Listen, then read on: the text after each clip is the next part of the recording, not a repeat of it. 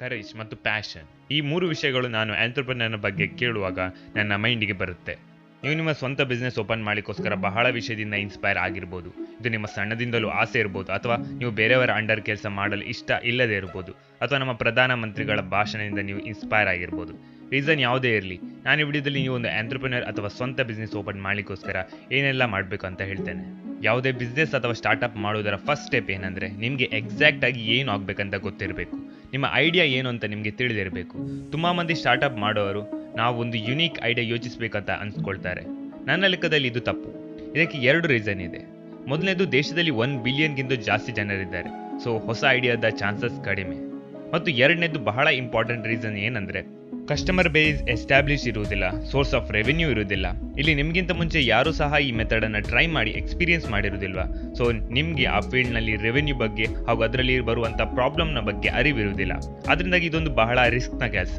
ಆದರೆ ನಿಮಗೆ ಬೇರೆ ಯಾರು ಯೋಚಿಸಿದ ಹೊಸ ಐಡಿಯಾವನ್ನು ಯೋಚಿಸುವ ಅಗತ್ಯ ಇಲ್ಲ. ಇನ್ಫ್ಯಾಕ್ಟ್ ನಿಮಗೆ ಸ್ವತಃ ನೀವು ಏನು ಮಾಡಬೇಕಂತ ಯೋಚಿಸಬೇಕು. ನಾನು ಇಲ್ಲಿ 2 ವಿಷಯಗಳ ಬಗ್ಗೆ ಫೋಕಸ್ ಮಾಡಲು ರೆಕಮೆಂಡ್ ಮಾಡ್ತೇನೆ. ಮೊದಲನೇದು, ನಿಮ್ಮ ಪ್ಯಾಷನ್ ಏನು, ನಿಮ್ಮ ಇಂಟ್ರೆಸ್ಟ್ ಏನು. ಎರಡನೇದು, ನೀವು ಯಾವ ರೀತಿಯಲ್ಲಿ ಜನರಿಗೆ ವ್ಯಾಲ್ಯೂ ಕೊಡ್ತೀರಾ ಎನ್ನುವುದು ಇಂಪಾರ್ಟೆಂಟ್.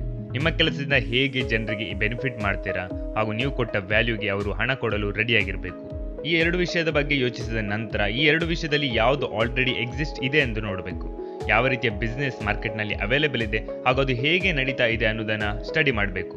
ಎಕ್ಸಾಂಪಲ್ಗೆ ಹೇಳಬೇಕಾದ್ರೆ, ನಿಮಗೆ ಅಡ್ವೆಂಚರ್ ಸ್ಪೋರ್ಟ್ಸ್ನಲ್ಲಿ ತುಂಬ ಇಷ್ಟ ಇರ್ಬೋದು, ನಿಮಗೆ ರಿವರ್ ರಾಫ್ಟಿಂಗ್ನಲ್ಲಿ ತುಂಬ ಖುಷಿ ಆಗ್ಬೋದು. ಇದನ್ನೊಂದು ರೀತಿಯಲ್ಲಿ ನೋಡೋದಾದರೆ, ರಿವರ್ ರಾಫ್ಟಿಂಗ್ ಮಾಡ್ತಾ ಅಡ್ವೆಂಚರ್ ಮಾಡ್ತಾ ನೀವು ಜನರಿಗೆ ಹೇಗೆ ಬೆನಿಫಿಟ್ ಮಾಡ್ಬೋದು. ಫಾರ್ ಎಕ್ಸಾಂಪಲ್, ನೀವು ಒಂದು ಅಡ್ವೆಂಚರ್ ಸ್ಪೋರ್ಟ್ಸ್ನ ಕಂಪನಿಯನ್ನು ಓಪನ್ ಮಾಡ್ಬೋದು. ಇದನ್ನು ಓಪನ್ ಮಾಡಲು ಮೊದಲು ನೀವು ಯಾವ ಟೈಪ್ನ ಅಡ್ವೆಂಚರ್ ಸ್ಪೋರ್ಟ್ಸ್ನ ಕಂಪನಿ ಇಂಡಿಯಾದಲ್ಲಿ ಎಕ್ಸಿಸ್ಟ್ ಇದೆ ಅಂತ ಅದನ್ನು ಹುಡುಕಿ, ಅದು ಹೇಗೆ ಕೆಲಸ ನಿರ್ವಹಿಸುತ್ತದೆ ಅಂತ ಸ್ಟಡಿ ಮಾಡಿ, ಅವರಿಗೆ ಕಾಲ್ ಮಾಡಿ ಅವರ ಬಿಸ್ನೆಸ್ ಹೇಗೆ ನಡೀತಾ ಇದೆ ಅಂತ ವಿಚಾರಿಸಿ.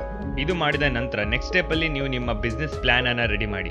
ಒಂದು ವೇಳೆ ನೀವು ನಾಳೆಯಿಂದ ಬಿಸ್ನೆಸ್ ಸ್ಟಾರ್ಟ್ ಮಾಡಬೇಕಂತ ಅಂದ್ಕೊಂಡಿದ್ರೆ, ನಾಳೆಯಿಂದ 1 ವರ್ಷದವರೆಗಿನ ಬಜೆಟ್ ರಿಪೋರ್ಟನ್ನು ರೆಡಿ ಮಾಡಿ. ನಿಮಗೆ ಎಷ್ಟು ಹಣ ಬೇಕು ಬಿಸ್ನೆಸ್ ಸ್ಟಾರ್ಟ್ ಮಾಡಲಿಕ್ಕೋಸ್ಕರ, ಕ್ಯಾಪಿಟಲ್ ಇನ್ವೆಸ್ಟ್ಮೆಂಟ್ ಎಷ್ಟು ಬೇಕು ಹಾಗೂ 1 ವರ್ಷದಲ್ಲಿ ಎಷ್ಟು ಖರ್ಚು ಬರುತ್ತೆ ಹಾಗೂ ಎಷ್ಟು ಪ್ರಾಫಿಟ್ ಮಾಡ್ಬೋದು ಎಂದು ಪಟ್ಟಿ ಮಾಡಿ. ಮತ್ತು ಇನ್ವೆಸ್ಟ್ಮೆಂಟ್ ಮಾಡಲು ಹಣ ಎಲ್ಲಿಂದ ತರ್ತೀರಾ, ನೀವು ಫ್ರೆಂಡ್ಸ್ ಹತ್ರ ಕೇಳ್ತೀರಾ, ಫ್ಯಾಮಿಲಿ ಹತ್ರ ಕೇಳ್ತೀರಾ, ಬ್ಯಾಂಕ್ನಿಂದ ಲೋನ್ ಮಾಡ್ತೀರಾ ಎಂಬುದನ್ನು ನಿರ್ಧರಿಸಿ. ನಾನು ಹೇಳೋದಾದ್ರೆ ಬ್ಯಾಂಕ್ನಿಂದ ಅಥವಾ ಯಾವುದೇ ಥರ್ಡ್ ಪಾರ್ಟಿಯಿಂದ ಲೋನನ್ನು ತೆಗೆದುಕೊಳ್ಳುವಂಥ ಬಿಸ್ನೆಸ್ಸನ್ನು ಚೂಸ್ ಮಾಡಬೇಡಿ. ನೀವು ನಿಮ್ಮ ಫ್ಯಾಮಿಲಿ ಅಫೋರ್ಡ್ ಮಾಡುವಂಥ ಬಿಸ್ನೆಸ್ಸನ್ನೇ ಚೂಸ್ ಮಾಡಿ. ಯಾಕಂದರೆ ಒಂದು ವೇಳೆ ನಿಮ್ಮ ಬಿಸ್ನೆಸ್ ಫೇಲ್ ಆದರೆ ಬ್ಯಾಂಕ್ನಿಂದ ತುಂಬ ಕಷ್ಟ ಅನುಭವಿಸಲು ಸಿಗುತ್ತೆ. ಒಂದ್ಸರಿ ನಿಮ್ಮ ಬಿಸ್ನೆಸ್ ಎಸ್ಟಾಬ್ಲಿಷ್ ಆದಮೇಲೆ ಅದನ್ನು ನೆಕ್ಸ್ಟ್ ಲೆವೆಲ್ಗೆ ತೆಗೆದುಕೊಂಡು ಹೋಗ್ಲಿಕ್ಕೋಸ್ಕರ ನೀವು ಲೋನನ್ನು ತೆಗಿಬೋದು. ಇದರಿಂದಾಗಿ ನಿಮ್ಮ ರಿಸ್ಕ್ ತುಂಬ ಕಡಿಮೆ ಆಗುತ್ತೆ. ನೀವು ಇಲ್ಲಿ ಯಾರಿಂದ ಬೇಕಾದರೂ ಹಣ ತೆಗೆದುಕೊಳ್ಳಿ, ಆದರೆ ನೀವು ಮಾಡಿದ ಆ ಬಿಸ್ನೆಸ್ ರಿಪೋರ್ಟ್ ಎಷ್ಟು ಆಗುತ್ತೋ ಅಷ್ಟು ಡೀಟೇಲ್ ಆಗಿ ಇರಲಿ. ಯಾಕಂದರೆ ಯಾರಾದರೂ ನಿಮ್ಮ ಬಿಸ್ನೆಸ್ ಪ್ಲ್ಯಾನ್ ನೋಡಿದರೆ ಅವರು ಕನ್ವಿನ್ಸ್ ಆಗಿ ನಾವು ಇದಕ್ಕೆ ಹಣ ಹಾಕಿದರೆ ನಮಗೆ ಪ್ರಾಫಿಟ್ ಆಗ್ಬೋದು ಅನ್ನೋ ಹಾಗಿರಬೇಕು. ನೀವೀಗ 1 ವರ್ಷದ ಪ್ಲ್ಯಾನ್ ಸರಿಯಾಗಿ ಮಾಡಿದ ನಂತರ ನಾವು ನೆಕ್ಸ್ಟ್ ಸ್ಟೆಪ್ಗೆ ಹೋಗ್ಬೋದು. ನೆಕ್ಸ್ಟ್ ಸ್ಟೆಪ್, ನೀವು ನಿಮ್ಮ ಬಿಸ್ನೆಸ್ಸನ್ನು ಗೌರ್ಮೆಂಟಲ್ಲಿ ರಿಜಿಸ್ಟರ್ ಮಾಡಬೇಕು. ನಿಮ್ಮ ಬಿಸ್ನೆಸ್ ಯಾವ ಟೈಪ್ ಅಂತ ನೋಡಿಕೊಂಡು ಬೇರೆ ಬೇರೆ ರೀತಿಯಲ್ಲಿ ರಿಜಿಸ್ಟರ್ ಮಾಡ್ಬೋದು. ಇದಕ್ಕೆ ಬೇರೆ ಬೇರೆ ರೀತಿಯ ಬಿಸ್ನೆಸ್ ಎಂಟಿಟಿ ಅಂತಾರೆ. ನಾನು ಇದರಲ್ಲಿ ಕೆಲವು ಮೇನ್ ಟೈಪನ್ನು ಹೇಳ್ತೇನೆ. ರಿಜಿಸ್ಟರ್ ಮಾಡುವಂಥ ತುಂಬ ಹಳೆಯ ಹಾಗೂ ಸುಲಭದ ರೀತಿ ಅಂದರೆ ಸೋಲ್ ಪ್ರೊಪ್ರೈಟರ್ಶಿಪ್. ಈ ಟೈಪ್ನಲ್ಲಿ ಬಿಸ್ನೆಸ್ನ ಓನರ್ ನೀವೇ ಆಗ್ತೀರಾ. ಬಿಸ್ನೆಸ್ಸಲ್ಲಿ ಯಾವುದೇ ಪ್ರಾಫಿಟ್ ಅಥವಾ ಲಾಸ್ ಆದರೆ ಅದು ನಿಮಗೆ ಆಗಿರುತ್ತೆ. ತುಂಬ ಮಂದಿ ಈ ಮೆಥಡನ್ನು ಫಾಲೋ ಮಾಡ್ತಾರೆ. ಇದು ಹೇಗಂದ್ರೆ, ಒಬ್ಬ ಜನರಲ್ ಸ್ಟೋರ್ ಅಂಗಡಿಯನ್ನು ಪ್ರೊಪ್ರೈಟರ್ಶಿಪ್ ಅಂತ ರಿಜಿಸ್ಟರ್ ಮಾಡ್ತಾನೆ. ಪ್ರೊಪ್ರೈಟರ್ಶಿಪ್ನ ತುಂಬ ಅನುಕೂಲತೆಗಳಿವೆ. ಅದು ಏನಂದರೆ ಗೌರ್ಮೆಂಟ್ ರಿಜಿಸ್ಟ್ರೇಷನ್ಗಳು ಅಥವಾ ಅದರ ರೆಗ್ಯುಲೇಷನ್ಗಳು ತುಂಬ ಕಮ್ಮಿ ಇರುತ್ತೆ.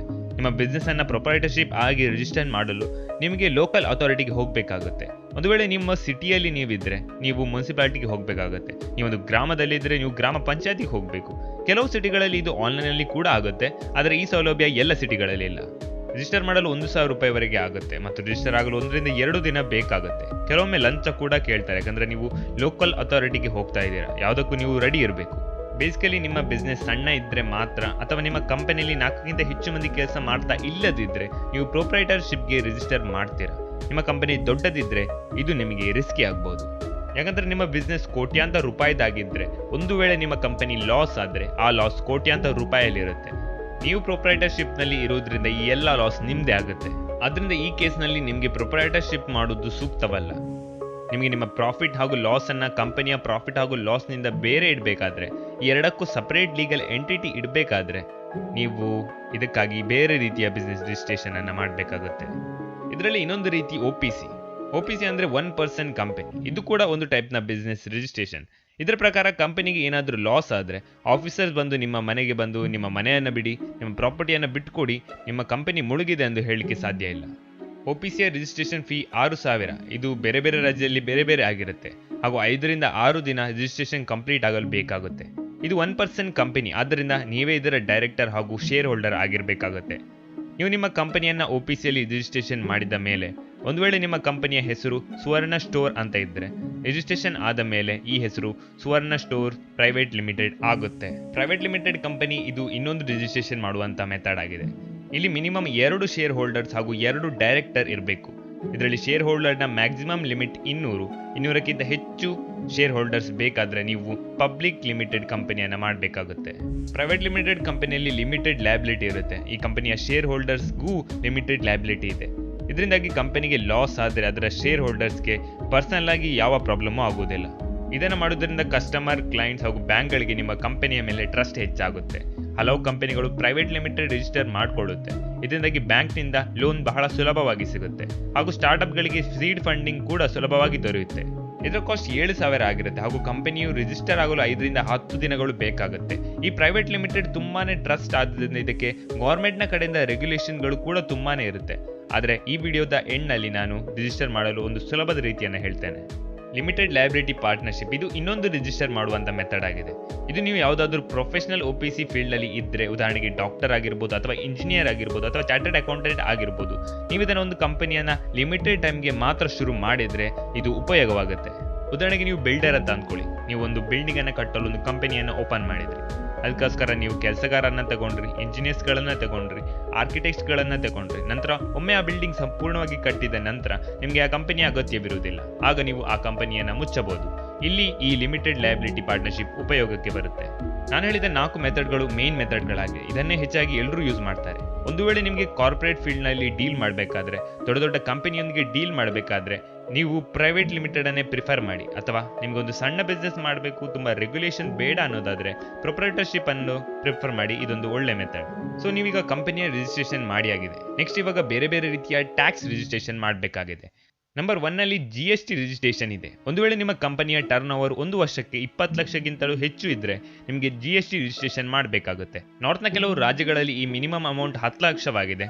ಒಂದು ವೇಳೆ ನೀವು ಇಂಪೋರ್ಟ್ ಎಕ್ಸ್ಪೋರ್ಟ್ ಬಿಸ್ನೆಸ್ ಅನ್ನು ಮಾಡ್ತಾ ಇದ್ರೆ, ಅಥವಾ ರಾಜ್ಯಗಳ ನಡುವೆ ಇಂಪೋರ್ಟ್ ಎಕ್ಸ್ಪೋರ್ಟ್ ಮಾಡ್ತಾ ಇದ್ರೆ, ಅಥವಾ ಕಾಮರ್ಸ್ನ ರಿಲೇಟೆಡ್ ಬಿಸ್ನೆಸ್ ಮಾಡ್ತಾ ಇದ್ರೂ ನೀವು GST ರಿಜಿಸ್ಟ್ರೇಷನ್ ಅನ್ನು ಮಾಡಬೇಕಾಗುತ್ತೆ. ಒಂದು ವೇಳೆ ನೀವು ಇಂಪೋರ್ಟ್ ಎಕ್ಸ್ಪೋರ್ಟ್ ಬಿಸ್ನೆಸ್ ಮಾಡ್ತಾ ಇದ್ರೆ ಇಂಪೋರ್ಟ್ ಎಕ್ಸ್ಪೋರ್ಟ್ ಕೋಡ್ ಕೂಡ ರಿಜಿಸ್ಟ್ರೇಷನ್ ಮಾಡಬೇಕಾಗುತ್ತೆ. ಕೆಲವು ರಾಜ್ಯಗಳಲ್ಲಿ ಇದಕ್ಕಾಗಿ ಪ್ರೊಫೆಷನಲ್ ಟ್ಯಾಕ್ಸ್ ರಿಜಿಸ್ಟ್ರೇಷನ್ ಅಂತ ರಿಜಿಸ್ಟರ್ ಮಾಡಬೇಕಾಗುತ್ತೆ.